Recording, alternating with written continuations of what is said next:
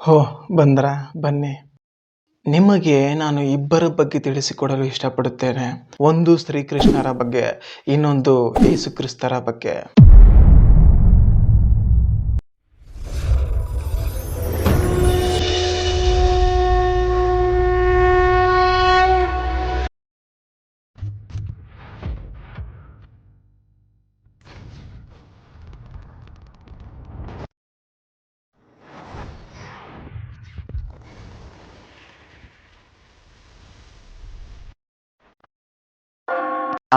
ನೀವು ಇಬ್ಬರ ಬಗ್ಗೆನೂ ತಿಳಿದುಕೊಂಡಿದ್ದೇವೆ.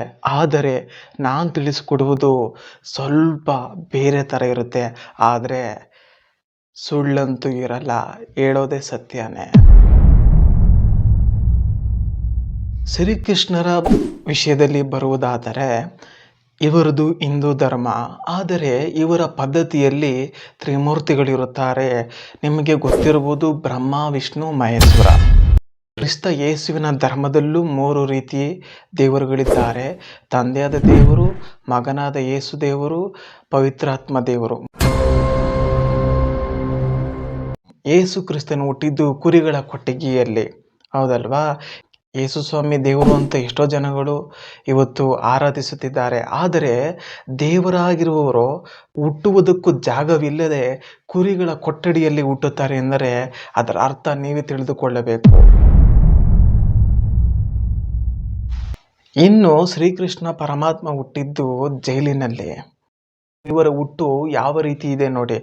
ಒಬ್ಬ ಯೇಸು ಕ್ರಿಸ್ತರು ಕುರಿ ಕೊಟ್ಟಿಗೆಯಲ್ಲಿ ಹುಟ್ಟುತ್ತಾರೆ, ಇನ್ನೊಬ್ಬರು ಜೈಲಿನಲ್ಲಿ ಹುಟ್ಟುತ್ತಾರೆ ಕೃಷ್ಣ ದೇವರು. ಇನ್ನು ಯೇಸು ನೀವು ನೋಡಬಹುದು, ಚರ್ಚಿನಲ್ಲಿ ಸಂಗೀತದ ಮೂಲಕ ಆರಾಧನೆ ಮಾಡುತ್ತಾರೆ. ಯಾಕೆಂದರೆ ದೇವರಿಗೆ ಸಂಗೀತವಿಷ್ಟ. ಇದು ಯಾಕೆ ಹೇಳ್ತಾ ಇದ್ದೀನಿ ಅಂದರೆ, ಶ್ರೀಕೃಷ್ಣ ಪರಮಾತ್ಮನು ಚಿಕ್ಕ ವಯಸ್ಸಿನಲ್ಲಿ ದನ ಕಾಯುವಾಗ, ಗೋಪಾಲನಾಗಿರುವಾಗ ತನ್ನ ಕೊಳಲನ್ನು ಊದುತ್ತಾನೆ ಆ ದಿನಗಳನ್ನು ಕಳೆಯುತ್ತಿದ್ದರು. ಯೇಸು ಕ್ರಿಸ್ತನು ಹುಟ್ಟಿದಾಗ, ಮಗುವಾಗಿದ್ದಾಗಲೇ ಆ ರಾಜ್ಯದ ಅರಸನು ಯೇಸು ಸ್ವಾಮಿಯ ಮಗುವಿದ್ದಾಗಲೇ ಅವನನ್ನು ಸಾಯಿಸಿಬಿಡಬೇಕು, ಇಲ್ಲಾಂದರೆ ನನಗೆ ಆಪತ್ತು ಎಂದು ತಿಳಿದು ಎಷ್ಟೋ ಮಕ್ಕಳುಗಳನ್ನು ಕೊಲ್ಲಿಸುತ್ತಾನೆ. ಆದರೆ ಯೇಸುವನ್ನು ಕೊಲ್ಲುವುದಕ್ಕಾಗುವುದಿಲ್ಲ. ಶ್ರೀಕೃಷ್ಣನು ಮಗುವಾಗಿ ಹುಟ್ಟಿದ ಕ್ಷಣದಲ್ಲೇ ಸಾಯಿಸುವುದಕ್ಕೆ ನಿರ್ಧರಿಸಿದ ಕಂಸನು. ಆದರೆ ಶ್ರೀಕೃಷ್ಣನನ್ನು ಕೊಲ್ಲುವುದಕ್ಕೆ ಅವನ ಕೈಯಲ್ಲಿ ಆಗಲಿಲ್ಲ. ಇನ್ನು ಇವರಿಬ್ಬರು ವಯಸ್ಸಿನ ನಂತರ, ಇವರಿಬ್ಬರು ಒಂದು ವಯಸ್ಸಿಗೆ ಬಂದ ನಂತರ ಇವರ ಕಾರ್ಯಗಳು ಯಾವ ರೀತಿ ಇರುತ್ತೆ ನೋಡೋದ ಬನ್ನಿ. ಯೇಸು ಕ್ರಿಸ್ತನು 30 ಇನ್ನು ಶ್ರೀಕೃಷ್ಣನು ಬಾಲ್ಯದ ಅವಸ್ಥೆಯನ್ನು ಮುಗಿಸಿದ ಮೇಲೆ ಮಹಾಭಾರತದ ಯುದ್ಧಕ್ಕಾಗಿ ತಾನು ಸಾರಥಿಯಾಗಿ ಹಾಗೂ ಅರ್ಜುನನ ಮುಖಾಂತರ ನಮಗೂ ಹಾಗೂ ಅರ್ಜುನನಿಗೂ ತಿಳಿಸುವ ಜ್ಞಾನಗಳು, ಈ ಲೋಕದ ಜ್ಞಾನಗಳನ್ನು ಹಾಗೂ ದೇವರ ಜ್ಞಾನಗಳನ್ನು ತಿಳಿಸಿಕೊಡುತ್ತಾರೆ. ನಾವು ಯಾವ ರೀತಿ ಇರಬೇಕು, ನಾವೇನು ಮಾಡಬೇಕು, ನಮ್ಮ ಕರ್ಮಫಲ ಯಾವ ರೀತಿ ಇರುತ್ತೆ, ನಮ್ಮ ಕೆಲಸ ಏನು ಎಂಬುದಾಗಿ ತಿಳಿಸಿಕೊಡುತ್ತಾರೆ. ಇನ್ನು ಶ್ರೀಕೃಷ್ಣನು ತಾನು ಬಾಲ್ಯದಲ್ಲಿ ಬಂದಂಥ ಆಪತ್ತುಗಳನ್ನು ಒಡೆದಾಕಿ ಯುದ್ಧದ ಸಮಯದಲ್ಲಿ ಅರ್ಜುನನಿಗೆ ಧೈರ್ಯವನ್ನು ತುಂಬಿ, ಅವು ನಮ್ಮಂಥ ಮನುಷ್ಯರುಗಳಿಗೆ ಸಾವುಗಳು, ನೋವುಗಳು, ಕರ್ಮಗಳು, ಯಾವ ರೀತಿ ಸುಖಗಳು, ಯಾವ ಥರ ಕಷ್ಟಗಳು ಬರ್ತವೆ, ನಾವು ಯಾವ ರೀತಿ ಸ್ಪಂದಿಸಬೇಕು, ನಾವು ಯಾವ ರೀತಿ ಜೀವನನ ನಡೆಸಬೇಕು, ಇದೆಲ್ಲದರ ಬಗ್ಗೆ ಶ್ರೀಕೃಷ್ಣನು ನಮಗೆ ಅರ್ಜುನನ ಮುಖಾಂತರ ನಮಗೆ ತಿಳಿಸಿಕೊಡ್ತಾರೆ. ಅದು ಭಗವದ್ಗೀತೆಯಲ್ಲಿ. ಯೇಸು ಕ್ರಿಸ್ತನನ್ನು ಜನರು ತೀರ್ಪಿಸುತ್ತಾರೆ, ಇವು ನಾನೇ ಮಾರ್ಗವು ಹಾಗೂ ನಾನೇ ದೇವರು ಎಂದು ಹೇಳಿದ್ದಾರೆ. ಅಂದರೆ ಯೇಸು ಕ್ರಿಸ್ತರು ನಾನು ದೇವರ ಮಗನಾಗಿದ್ದೇನೆ ಅಂತ ಹೇಳಿದ್ದಾರೆ. ಈ ಸತ್ಯವನ್ನು ಸಹಿಸಲಾರದ ಜನಗಳು ಅವರನ್ನು ಸಾಯುವುದಕ್ಕೆ ಮರಣದಂಡನೆ ಕೊಡಬೇಕೆಂದು ಆ ರಾಜರುಗಳಲ್ಲಿ ಅವರು ಆಕ್ಷೇಪಿಸುತ್ತಾರೆ. ಯೇಸು ಕ್ರಿಸ್ತನಿಗೆ ಮುಳ್ಳು ಕಿರೀಟವನ್ನು ಹಾಕಿದರು, ಚಾವಟಿ ಏಟುಗಳನ್ನು ಹೊಡೆದರು, ಎಷ್ಟೋ ರಕ್ತಗಳು ಸುರಿತು ಹಾಗೂ ದೇವರಿಗೆ ಮುಖಕ್ಕೆ ಹೋಗಿದರು. ಆದರೆ ಯೇಸು ಕ್ರಿಸ್ತನು ಇವೆಲ್ಲವನ್ನು ಸಹಿಸಿಕೊಂಡಿದ್ದರು. ಹಾಗೂ ಶಿಲುಬೆಗೆ ಏರಿದ ಮೇಲೆ ಯೇಸು ಕ್ರಿಸ್ತನು ತನ್ನ ಪ್ರಾಣವನ್ನು ನಿಗದಿತ ಸಮಯದಲ್ಲಿ ತಂದೆಯಾದ ದೇವರಿಗೆ ತನ್ನ ಆತ್ಮವನ್ನು ಒಪ್ಪಿಸಿಕೊಡುತ್ತಾರೆ. ಅಲ್ಲಿಗೆ ಯೇಸು ಕ್ರಿಸ್ತನ ಮರಣ ಹೊಂದಿರುತ್ತಾರೆ. ಶ್ರೀಕೃಷ್ಣನ ಕಡೆಗೆ ಬರುವುದಾದರೆ, ಮಹಾಭಾರತ ಯುದ್ಧ ಮುಗಿದ ನಂತರ ಆಂತರಿಕ ಕಲಹದಿಂದ ಯಾದವ ಕುಲವು ನಾಶವಾಗುತ್ತದೆ ಎಂದು ಗಾಂಧಾರಿ ಶಾಪ ಕೊಟ್ಟಿರುತ್ತಾಳೆ. ಹುಟ್ಟಿ ಎಲ್ಲರ ಸಾವಿಗೆ ಕಾರಣನಾದ ಬಲರಾಮನು ಯೋಗದ ಮುಖಾಂತರ ತನ್ನ ದೇಹವನ್ನ ತ್ಯಜಿಸುತ್ತಾನೆ. ಕೃಷ್ಣ ಕಾಡಿಗೆ ಹೋಗುತ್ತಾನೆ ತನ್ನ ಪ್ರಾಣವನ್ನು ಬಿಡುವುದಕ್ಕೋಸ್ಕರ. ಅಲ್ಲಿ ಮಲಗಿಕೊಂಡು ತನ್ನ ಕಾಲನ್ನ ಚಾಚುತ್ತಾರೆ. ಅದೇ ಸಮಯದಲ್ಲಿ ಬೇಟೆಗಾಗಿ ಬಂದಂತಹ ಒಬ್ಬ ವ್ಯಕ್ತಿ ಶ್ರೀಕೃಷ್ಣನ ಕಾಲನ್ನ ನೋಡಿ ಇದು ಯಾವುದು ಪ್ರಾಣಿ ಇರಬೇಕೆಂದು ಬಾಣವನ್ನ ಬಿಡುತ್ತಾನೆ. ನೇರವಾಗಿ ಆ ಬಾಣ ಶ್ರೀಕೃಷ್ಣನ ಹೆಬ್ಬೆರಳಿಗೆ ತಾಕಿ ಶ್ರೀಕೃಷ್ಣ ನೋವಿನಿಂದ ಸಾಯುತ್ತಾನೆ. ಇಲ್ಲಿಗೆ ಕತೆ ಮುಗೀತು ಅಂತ ಅನ್ಕೊಂಡ್ರ? ಯೇಸು ಕ್ರಿಸ್ತರನ್ನ ಶಿಲುಬೆಗೆ ಹಾಕಿ ಮರಣ ಹೊಂದಿದ ನಂತರ ಅವರ ದೇಹವನ್ನ ಒಂದು ಗುಹೆ ಒಳಗಡೆ ಹಾಕುತ್ತಾರೆ. 3 ದಿನಗಳು ಕಳೆದಂತೇನೆ ಇಗೋ ನನ್ನನ್ನು ಹಿರಿದವನು ಕೂಡ ನನ್ನನ್ನು ನೋಡುತ್ತಾನೆ, ಎಲ್ಲರ ಕಣ್ಣುಗಳು ನನ್ನನ್ನು ನೋಡುತ್ತಾರೆ ಎಂದು ಹೇಳಿದ್ದಾರೆ. ಇನ್ನು ಶ್ರೀಕೃಷ್ಣ ಪರಮಾತ್ಮನು ಸಾಯುವಾಗ ಈ ಕಲಿಯುಗದ ಬಗ್ಗೆ, ಈ ಕಲಿಯುಗದ ಜನರುಗಳ ಬಗ್ಗೆ, ಈ ಕಲಿಯುಗದ ಜನಗಳ ಬುದ್ಧಿಯ ಬಗ್ಗೆ, ವಿಪರೀತ ಬುದ್ಧಿ ಹಾಗೂ ವಿನಾಶದ ಬಗ್ಗೆ ತಿಳಿಸಿ, ಕಲಿಯುಗದಲ್ಲಿ ಕಷ್ಟಗಳು ಜಾಸ್ತಿ ಆಗುತ್ತಾ, ಹಾಗೂ ನೋವುಗಳು ಜಾಸ್ತಿ ಆಗುತ್ತಾ, ಹಾಗೂ ಅನ್ಯಾಯಗಳಿಗೆ ಕಾಲ ಜಾಸ್ತಿ ಆಗುತ್ತಾ, ಕೊನೆಗಳಿಗೆಯಲ್ಲಿ ಕಲ್ಕಿ ಅವತಾರ ಎತ್ತಿ ನಾನು ಬರುತ್ತೇನೆ ಎಂದು ಶ್ರೀಕೃಷ್ಣ ಪರಮಾತ್ಮರು ಹೇಳಿದ್ದಾರೆ. ಒಂದು ಕಡೆ ಕಲ್ಕಿಯ ಅವತಾರಕ್ಕಾಗಿ 7 ಚಿರಂಜೀವಿಗಳು ಕಾಯುತ್ತಿದ್ದಾರೆ. ವಿಭೀಷಣ, ಪರಶುರಾಮ, ವಾಮನ, ಹನುಮಂತ, ಅಶ್ವತ್ಥಾಮ, ವೇದವ್ಯಾಸರು, ಕೃಪಾಚಾರ್ಯರು. ಒಂದು ಬಾರಿ ಯೋಚಿಸಿ, ಯಾವ ಕಾರಣಕ್ಕೆ ಇರಬಹುದು? ಒಂದು ಯುದ್ಧ ನಡೆಯಬಹುದು. ಅದಕ್ಕಾಗಿ ಈ 7 ಚಿರಂಜೀವಿಗಳು ಕಲ್ಕಿ ಅವತಾರಕ್ಕಾಗಿ ಕಾಯುತ್ತಿದ್ದಾರೆ.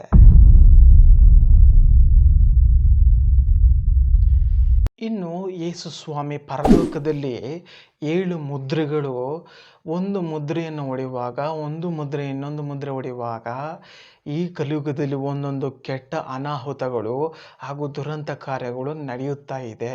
ಅದಕ್ಕೆ ಸಾಕ್ಷಿ ಪವಿತ್ರ ಬೈಬಲ್ ಗ್ರಂಥವಾಗಿರುತ್ತದೆ.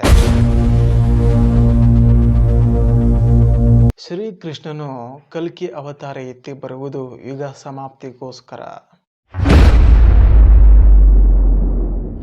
ಯೇಸು ಕ್ರಿಸ್ತನು ಮತ್ತೆ ಬರುವುದು ಯುಗ ಸಮಾಪ್ತಿ ಮಾಡುವುದಕ್ಕೆ. What next? ಶ್ರೀಕೃಷ್ಣ ಹುಟ್ಟಿದ್ದು ದ್ವಾಪರ ಯುಗದಲ್ಲಿ, ಅದು ನಿಮಗೂ ಗೊತ್ತು, ನನಗೂ ಗೊತ್ತು. ಆದರೆ ಇಲ್ಲೇ ಇದೆ ಟ್ವಿಸ್ಟು. ಇನ್ನೊಂದು ಸ್ವಲ್ಪ ನೋಡಿ, ಇನ್ನೂ ಕೊಡ್ತೀನಿ ಸ್ವಲ್ಪ ತಲೆಗೆ ಕೆಲಸನ. ಯೇಸು ಕ್ರಿಸ್ತನು ಹುಟ್ಟಿದ್ದು ಕಲಿಯುಗ ಆರಂಭದ ಮೊದಲ. ಹಾಗಾದರೆ ದ್ವಾಪರ ಯುಗ ಶ್ರೀಕೃಷ್ಣನ ಅಂತ್ಯದ ಜೊತೆಗೆ ಆ ಯುಗ ಅಂತ್ಯವಾಗಲಿಲ್ಲವಾ? ಆದರೆ ಕಲಿಯುಗ ಪ್ರಾರಂಭವಾಗುವುದಕ್ಕಿಂತ ಮುಂಚೆ ಯೇಸು ಕ್ರಿಸ್ತರ ಜನನವಾಗಿದ್ದು ಹಾಗೂ ಮರಣವಾಗಿದ್ದು ಶಿಲುಬೆ ಮೇಲೆ, ಹಾಗೂ 3ನೇ ದಿವಸ ಅವರು ಮರಣವನ್ನು ಜಯಿಸಿ ಎದ್ದು ಪರಲೋಕಕ್ಕೆ ಆರೋಹಣ ಆಗಿತ್ತು. ಇದಾದ ಮೇಲೆ ಕಲಿಯುಗ ಆರಂಭನಾ? ಇದಕ್ಕೆ ಸಾಕ್ಷಿ ನಾವೇ ಓದುವಾಗ ಶಾಲೆಗಳಲ್ಲಿ ಪುಸ್ತಕಗಳಲ್ಲಿ ಗಮನಿಸಿರುತ್ತೇವೆ. ಕ್ರಿಸ್ತ ಶಕ, ಕ್ರಿಸ್ತ ಪೂರ್ವ ಅಲ್ವಾ? ಕಲಿಯುಗದ ಸಮಯ ನಿಗದಿ ಮಾಡುತ್ತಿದ್ದು ಈ ರೀತಿ. ಆದರೆ ಇಲ್ಲಿ ಚರಿತ್ರೆ ಪುರಾಣಗಳನ್ನು ತೆಗೆದು ನೋಡಿದರೆ ದ್ವಾಪರ ಯುಗದಲ್ಲಿ ಶ್ರೀಕೃಷ್ಣ ಹುಟ್ಟಿದ ವರ್ಷ ಹಾಗೂ ದಿನಾಂಕ, ಜೀವಿಸಿದ್ದು, ಮರಣ ಹೊಂದಿದ್ದು, ಅದರ ದಿನಾಂಕ ಎಲ್ಲವೂ ಅಡಕವಾಗಿದೆ. ಪವಿತ್ರ ಬೈಬಲ್ನಲ್ಲಿ ಯೇಸು ಕ್ರಿಸ್ತನ ಜನನ ದಿನಾಂಕ ಇಲ್ಲವೇ ಇಲ್ಲ. ಯೇಸು ಕ್ರಿಸ್ತನು ಮರಣ ಹೊಂದಿ ಶಿಲುಬೆ ಮೇಲೆ ಮತ್ತೆ ಜೀವಿತವಾಗಿ ಎದ್ದು ಪರಲೋಕಕ್ಕೆ ಆರೋಹಣ ಆಗಿ ಹೋದ್ಮೇಲೆ ಈ ಕಲಿಯುಗ ಪ್ರಾರಂಭವಾಗಿತ್ತು. ಆದರೆ ಯೇಸು ಕ್ರಿಸ್ತನು ಇದ್ದಂತಹ ಕಾಲವನ್ನು ನಾವು ಯಾವ ಕಾಲ ಎಂದು ಕರೆಯಬೇಕು, ಹಾಗೂ ಅದನ್ನು ನಾವು ಯುಗ ಎಂದು ಕರೆಯಬೇಕೆ? ಯುಗ ಎಂದು ಕರೆಯುವುದಾದರೆ ಯಾವ ಯುಗವಾಗಿರಬೇಕು? ಇದು ಇಂದಿಗೂ ಹುಡುಕಿದರೂ ಸಿಗದೇ ಇರುವಂತಹ ಮಾಹಿತಿಯಾಗಿದೆ. ಪವಿತ್ರ ಬೈಬಲ್ನಲ್ಲಿ ಪ್ರಕಟಣೆ ಅಧ್ಯಾಯದಲ್ಲಿ ಒಬ್ಬ ಸ್ತ್ರೀಯ ಬಗ್ಗೆ ಬರೆದಿದೆ. ಆ ಗ್ರಂಥದಲ್ಲಿ ಆ ಸ್ತ್ರೀಯ ಬಗ್ಗೆ ಏನು ಬರೆದಿದ್ದಾರೆ ಅದು ನಮಗೆ ಯಾವ ರೀತಿ ಸೂಕ್ತವಾಗಿ ಅನ್ವಯಿಸುತ್ತೆ, ಇದನ್ನು ತಿಳಿದುಕೊಳ್ಳೋಣ ಬನ್ನಿ. ಆ ಸ್ತ್ರೀಯ ಪಾದದಡಿಯಲ್ಲಿ ಚಂದ್ರನಿದ್ದನು ಎಂಬುದಾಗಿ ಪ್ರಕಟಣೆ ಅಧ್ಯಾಯದಲ್ಲಿ ಇದೆ. ಆದರೆ ಅದು ಭೂಮಿ ತಾಯಿ ಎಂದು ನಾನು ತಿಳಿದುಕೊಂಡಿದ್ದೇನೆ, ಹಾಗೂ ನನಗೆ ತಿಳಿಸಿದ್ದಾರೆ. ಯಾರು?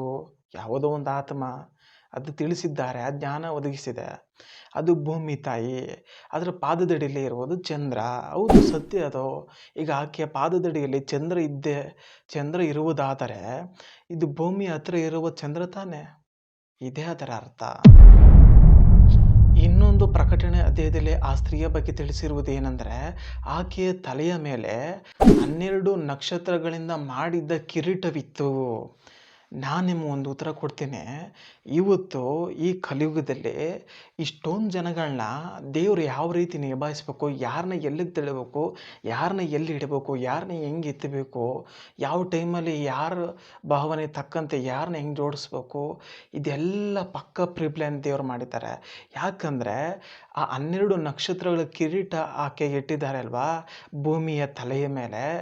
ನಾವು ಭೂಮಿಯ ಮೇಲೆ ತಾನೇ ವಾಸಿಸುತ್ತಿರುವುದು ಜನಗಳು. 12 ರಾಶಿಗಳನ್ನಾಗಿ, ನಿಮಗೆ ಗೊತ್ತಿರ್ಬೋದು 12 ರಾಶಿ: ಮೇಷ, ವೃಷಭ, ಮಿಥುನ, ಕಟಕ, ಸಿಂಹ, ಕನ್ಯಾ, ತುಲಾ, ವೃಶ್ಚಿಕ, ಧನು, ಮಕರ, ಕುಂಭ, ಮೀನ. ಈ 12 ರಾಶಿಗಳು ಅಂದರೆ ಅವರವರ ಕರ್ಮದ ಫಲವಾಗಿ ದೇವರು ಆ ರಾಶಿಯಲ್ಲಿ ಹುಟ್ಟುವಂತೆ ಮಾಡುತ್ತಾನೆ, ನಿಗದಿಪಡಿಸಿರುತ್ತಾನೆ. ಅವರ ಆಸೆಮದಲ್ಲಿ ಹುಟ್ಟಿ ಆ ರಾಶಿಯ ಸ್ವಭಾವಗಳನ್ನು ಹೊಂದಿಕೊಳ್ಳುತ್ತಾರೆ, ಅದರಂತೆ ಅವರು ಜೀವಿಸುತ್ತಾರೆ. ಆ ಸಮಯ ಯಾವ ರೀತಿ ಹೆಂಗೆ ಅಂತ ಅದು ಆಲ್ರೆಡಿ ನಿಮ್ಗೆ ಗೊತ್ತು. ಈಗ 12 ರಾಶಿಗಳಲ್ಲಿ ಯಾರ್ಯಾರ ರಾಶಿಗಳಿಗೆ ಯಾವ್ಯಾವ ಥರ ಕಷ್ಟಗಳಿರುತ್ತೆ, ಇಷ್ಟು ವರ್ಷ ಹಿಂಗಿರುತ್ತೆ, ಇಷ್ಟು ವರ್ಷ ಈ ರೀತಿ ಇರುತ್ತೆ, ಇವ್ರು ಈ ಥರ ಸತ್ತಿರ್ತಾರೆ, ಇವ್ರು ಈ ಥರ ಸಾಯ್ತಾರೆ, ಈ ಥರ ಸತ್ರೆ ಈ ಥರ ಮಾಡಬೇಕು, ಇದೆಲ್ಲ ನಿಮಗೆ ಜಾತಕ ಫಲದಲ್ಲಿ ತಿಳಿಸಿಕೊಡ್ತಾರೆ. ಇದು ನನಗನ್ಸಿರೋದೇನೆಂದರೆ, ಈ ರಾಶಿಯಲ್ಲಿ ದೇವರು ಹುಟ್ಟಿಸಿ ನಮ್ಮ ಕರ್ಮದ ಫಲ ತಕ್ಕಂತೆ ನಡೆಸುತ್ತಾರೆ. ಅವಳು ಗರ್ಭಿಣಿಯಾಗಿ ಇರುವುದಕ್ಕೆ ಪ್ರಸದನ ವೇದನ ಹಾಗೂ ಅಳುತ್ತಾಳೆ, ನರಳುತ್ತಾಳೆ ಎಂಬುದಾಗಿ ಪ್ರಕಟಣೆ ಅಧ್ಯಾಯದಲ್ಲಿ ನಾವು ನೋಡುತ್ತೇವೆ. ಈ ಕಲಿಯುಗ ಮುಗಿಯುತ್ತೆ, ಮುಂದೆ ಬರುವಂತಹ ಯುಗಕ್ಕಾಗಿ ಆ ಭೂಮಿ ತಾಯಿ ತನ್ನ ಕಷ್ಟವನ್ನು ಪಡುತ್ತಿರುತ್ತಾಳೆ. ನಾನು ನಿಮಗೊಂದು ಮಾತು ತಿಳಿಸೋಕೆ ಇಷ್ಟಪಡ್ತೇನೆ. ಈಗ ನಡೀತಿರುವಂತಹ ಘಟನೆಗಳು ನಿಮಗೆ ಗೊತ್ತಿದೆ. ಚೆನ್ನಾಗಿದ್ದವರೆಲ್ಲ ಸತ್ತೋಗ್ಬಿಡ್ತಾರೆ, ಏನೋ ಎಷ್ಟೋ ದೊಡ್ಡ ಪ್ರಾಬ್ಲಮ್ ಆಗಿ ಸಾಯುವಂಥ ಸ್ಥಿತಿಗೆ ಹೋಗಿ ಮತ್ತೆ ಬದುಕುವಂಥ ಚಾನ್ಸ್ಗಳು ಸಿಕ್ಕಿ ಅವ್ರು ಬದುಕ್ತಾ ಇರೋದನ್ನು ನಾವು ನೋಡಿರ್ತೀವಿ. ನನಗನ್ಸುತ್ತೆ ಈ ದೇವರು ಪಕ್ಕಾ ಪ್ರಿಪ್ಲ್ಯಾನ್ ಮಾಡಿದ್ದಾರೆ. ಯಾಕೆಂದರೆ ಆಗಿನ ಕಾಲದಲ್ಲೆಲ್ಲ 100 ವರ್ಷದ ಮೇಲೆ ಬದುಕ್ತಿದ್ರು, ಅದು ಹಂಗೆ ಕಮ್ಮಿ ಆಯ್ತಾ ಬಂತು. ಆಮೇಲೆ 70, 80ಕ್ಕೆ ಬಂದರು. ಈಗ 50 ಅಲ್ಲ, ಈಗ 30 ದಾಟೋಷ್ಟರೊಳಗೆ ನಾವು ಇರ್ತೀವೋ ಇರಲ್ವೋ ಅನ್ನೋಂಗಾಗಿದೆ. ಯಾಕಂದರೆ ಈ ಕಲಿಯುಗದ ಅಂತ್ಯದ ಸಮಯ. ದೇವರು ಪಕ್ಕ ಎಲ್ಲವನ್ನ ಪ್ಲ್ಯಾನ್ ಮಾಡಿ ಯಾರಿಗೆ ಏನಾಗಬೇಕು, ಅವನ ಜೀವನ ಹೆಂಗಿರ್ಬೇಕು, ಅವನ ಜೀವನ ಯಾವ ರೀತಿ ನಿಂತ್ಕೋಬೇಕು, ಯಾವ ರೀತಿ ಬಿಡಬೇಕು, ಅವನು ಯಾವ ಟೈಮಲ್ಲಿ ಹೆಂಗಿರ್ಬೇಕು, ಅವನು ಯಾವಾಗ ಯಾವ ರೀತಿ ಸಾಯಬೇಕು, ಇದೆಲ್ಲ ಅವನ ಜನ್ಮದ ಕರ್ಮದ ಫಲವಾಗಿ ದೇವರು ಇಟ್ಟಿದ್ದಾರೆ ಅಂತ ನಾನು ಅಂದ್ಕೊಳ್ತೀನಿ. ನಿಮ್ಗೆ ಹೆಂಗೆ ಅನಿಸೋದು ಅದು ನಿಮಗೆ ಬಿಟ್ಟಿದ್ದು. ನೀವು ಒಂದು ಸಲ ಇದ್ರ ಬಗ್ಗೆ ಚಿಂತೆ ಮಾಡಿ ನೋಡಿ ಅಲ್ವಾ.